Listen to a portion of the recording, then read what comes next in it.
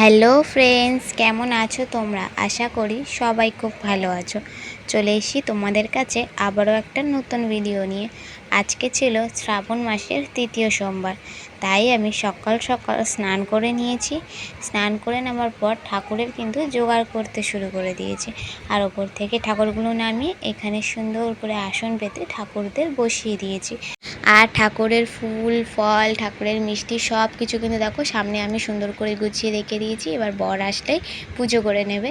আর এখানে কিন্তু ভূতু বসে বসে ঠাকুরের দিকে তাকিয়ে রয়েছে, কি ভাবছে আমি জানি না, ভূতুই জানে।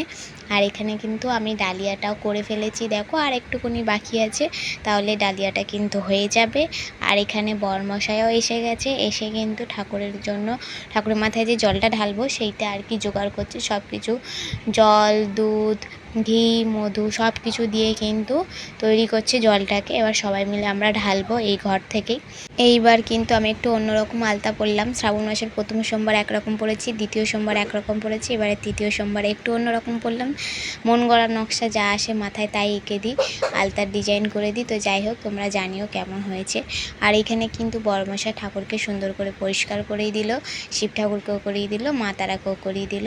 তারপরে কিন্তু দুধ গঙ্গা জল দিয়ে সুন্দর করে পরিষ্কার করে দেবে, আবার মুছিয়ে দেবে সুন্দর করে, তারপর মালা পরাবে। আর এখানে কিন্তু আমি টিভিতে শিব ঠাকুরের গান চালিয়ে দিয়েছি। আর আমরা যখন পুজো করি তখন এরকম শিব ঠাকুরের গান চালিয়ে দিই টিভিতে। এখন বরমশাই পঞ্চপ্রদীপটাকে সুন্দর করে সাজিয়ে নিচ্ছে। আর এই যে আমাদের গোপাল সোনাকে কেমন লাগছে তোমরা কিন্তু জানিও কেমন। আর এখানে কিন্তু এবার ঠাকুরের ফটোটা সুন্দর করে ওই দুধ গঙ্গা জল সব দিয়ে মুছিয়ে দিচ্ছে। আর নিচে ঠাকুরের মাথা অলরেডি জল ঢালা হয়ে গেছে। আর এখানে কিন্তু এক এক করে মালা পরিয়ে দিচ্ছে। প্রথমে পরালো শিব ঠাকুরকে রজনীগন্ধা ফুলের মালা, তারপর পরাচ্ছে নীলকণ্ঠ ফুলের মালা।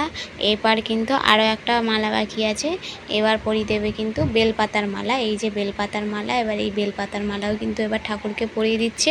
আর এখানে কিন্তু মা তারাকে পরিয়ে দিয়েছে জবার মালা। আর আমিও কিন্তু সব রেডি করে নিয়েছি, বাইরে শিব মন্দিরে ঢালতে যাব। আর তোমাদের বাইরে শিব মন্দিরটা অবশ্যই আজকে শেষে দেখাবো, ভিডিও শেষ অবধি অপেক্ষা করো তোমরা।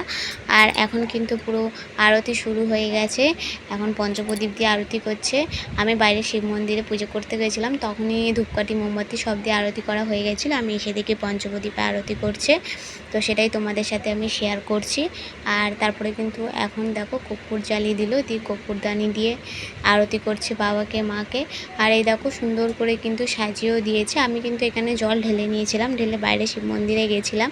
তারপরে বর সুন্দর করে সব সাজিয়ে দিয়েছে, তোমাদের আমি দেখাচ্ছি। দেখো এই দেখো সব আরতি হয়ে গেল। এখন এই যে গোপাল সোনাকেও সুন্দর করে মালাও পরিয়ে দিয়েছে বর।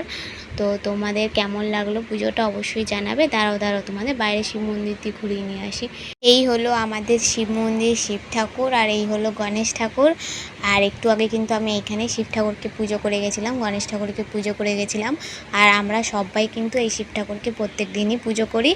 এবার কিন্তু আমি দেখো তোমাদের শিব ঠাকুর দেখিয়ে দিলাম, এবার আমি চলে যাচ্ছি ঘরে। এই যে আমি ঘরে চলে এলাম।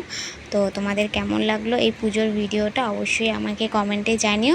আর যদি ভালো লাগে একটা লাইক কমেন্ট করো, বন্ধুদের মধ্যে একটু শেয়ার করে দিও। চ্যানেলে নতুন হয়ে থাকলে অবশ্যই সাবস্ক্রাইব করে দিও। টাটা।